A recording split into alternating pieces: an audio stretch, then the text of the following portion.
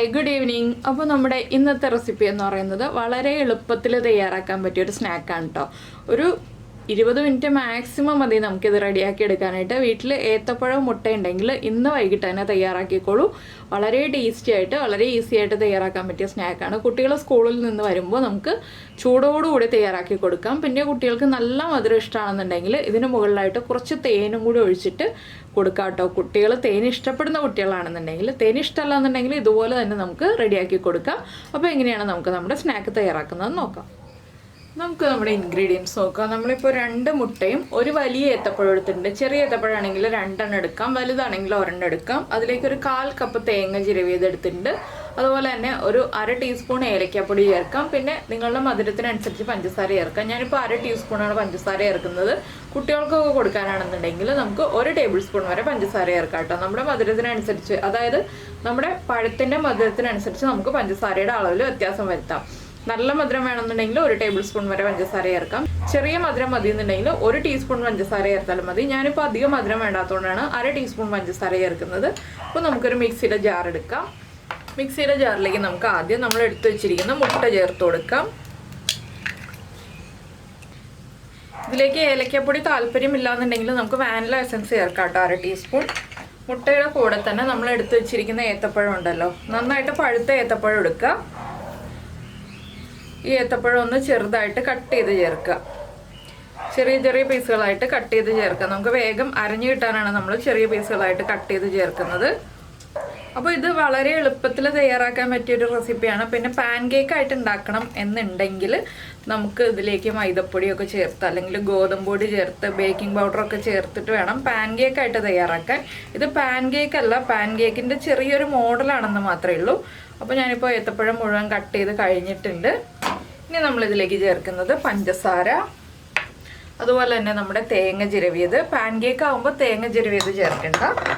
ഇനി ഞാൻ ചേർക്കുന്നത് ഏലക്കപ്പൊടിയാണ്. നിങ്ങൾക്ക് വാനില എസൻസ് വേണമെങ്കിൽ വാനില എസൻസ് ചേർക്കാം. ഞാനിപ്പോൾ 1/2 ടീസ്പൂൺ ഏലക്കപ്പൊടി ചേർക്കുന്നുണ്ട്. ഇത്രയും ചേർത്ത് മിക്സിയിൽ ഒന്ന് അടിച്ചെടുക്കുക. ഏത്തപ്പഴവും പഞ്ചസാരയും മുട്ടയും എല്ലാം നന്നായിട്ടൊന്ന് അരഞ്ഞു കിട്ടുന്ന രീതിയിൽ അരച്ചെടുക്കുക. ഇപ്പോൾ നമ്മൾ നമ്മുടെ പഴവും മുട്ടയും എല്ലാം ചേർത്ത് നന്നായിട്ടൊന്ന് അരച്ചെടുത്തിട്ടുണ്ട്. ഇതൊരു ഇഡ്ഡലി മാവിൻ്റെ പാകത്തിലാണ് അരച്ചെടുക്കുന്നത്. ഇത് നമുക്കൊരു ബൗളിലേക്ക് മാറ്റാം. ഇതുണ്ടോ, കുറച്ച് തിക്കായിട്ടാണുള്ളത്. നമ്മളിതിലേക്ക് വെള്ളമൊന്നും ചേർത്ത് ലൂസാക്കേണ്ട ആവശ്യമില്ല. ഈ ഒരു പാകത്തിൽ തന്നെ നമുക്കൊരു ബൗളിലേക്ക് മാറ്റി വയ്ക്കാം. ഇനി നമുക്കിത് റെസ്റ്റ് ചെയ്യാൻ വയ്ക്കേണ്ട ആവശ്യമൊന്നുമില്ല കേട്ടോ, ഉടനെ തന്നെ ഉണ്ടാക്കാം. അപ്പോൾ ഞാനൊരു പാൻ ചൂടാക്കട്ടെ.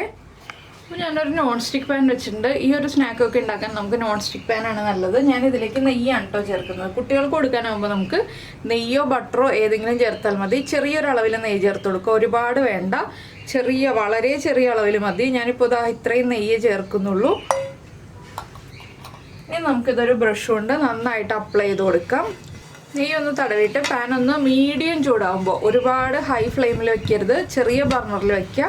മീഡിയം ചൂടാകുമ്പോൾ നമുക്ക് നമ്മുടെ ഈ ഒരു ബാറ്റർ ഉണ്ടല്ലോ, നമ്മൾ റെഡിയാക്കിയ ബാറ്റർ, അത് ചെറിയ അളവിൽ ഒഴിച്ചു കൊടുക്കുക.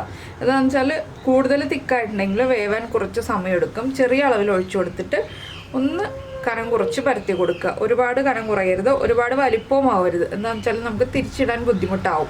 അതുകൊണ്ട് ഒരുപാട് വലിപ്പത്തിലും പരത്തരുത്. ഒരു സമയത്ത് 2 or 3 എണ്ണം മാത്രം ഉണ്ടാക്കുക.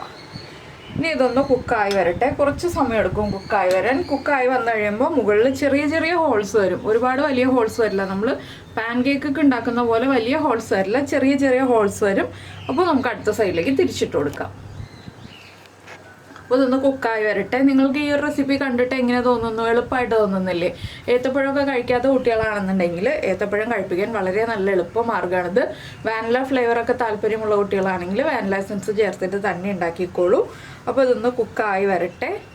അപ്പോൾ നമ്മുടെ സ്നാക്കിൽ ചെറിയ ബബിൾസൊക്കെ വന്ന് തുടങ്ങുന്നുണ്ട്. നമുക്കിനി അടുത്ത സൈഡിലേക്ക് മറിച്ചിടാം. ഒരുപാട് തിക്നെസ് ഉള്ള സ്നാക്കല്ല, അതുകൊണ്ട് തന്നെ വളരെ ശ്രദ്ധിച്ച് ഹാൻഡിൽ ചെയ്യണം. നമ്മൾ ശ്രദ്ധിച്ച് ഹാൻഡിൽ ചെയ്തില്ലെങ്കിൽ പൊട്ടിപ്പോവും. അതുകൊണ്ട് തന്നെ അധികം വലുപ്പത്തിൽ നമ്മൾ ഉണ്ടാക്കരുത് കേട്ടോ. ഇനി ആ സൈഡും ഒന്ന് കുക്കായി വരട്ടെ. നമുക്ക് കുറച്ചുകൂടി ബലം വേണമെന്നുണ്ടെങ്കിൽ മൈദപ്പൊടിയോ ഗോതമ്പ് പൊടിയോ ചേർത്ത് കൊടുക്കാം. ഞാനിപ്പോൾ സോഫ്റ്റ് ആയിട്ട് ഇരിക്കാൻ വേണ്ടിയിട്ടാണ് മൈദപ്പൊടിയും ഗോതമ്പ് പൊടിയും ഒന്നും ചേർത്ത് കൊടുക്കാതിരുന്നത്. ഇനിയിപ്പോൾ ഈ സൈഡും കൂടി ഒന്ന് കുക്കായി വരുമ്പോൾ നമുക്ക് പ്ലേറ്റിലേക്ക് മാറ്റാം. ഇത്രയേ ഉള്ളൂ നമ്മുടെ സ്നാക്കിൻ്റെ പരിപാടി. വളരെ എളുപ്പത്തിൽ തയ്യാറാക്കാവുന്ന എന്നാൽ ടേസ്റ്റി ആയിട്ടുള്ള ഒരു സ്നാക്കാണ്. വളരെ ഇപ്പോൾ നമ്മൾ ഒരു 10-20 മിനിറ്റ് കൊണ്ട് തന്നെ നമുക്ക് ഈ ഒരു സ്നാക്ക് മുഴുവനും ഉണ്ടാക്കാൻ കഴിയും കേട്ടോ. അത്രയേ ഉള്ളൂ നമ്മുടെ ക്വാണ്ടിറ്റി എന്ന് വെച്ചാൽ ഒരു ഏത്തപ്പഴം അല്ലെങ്കിൽ 2 ഏത്തപ്പഴം 2 മുട്ടയല്ലേ ഉള്ളൂ.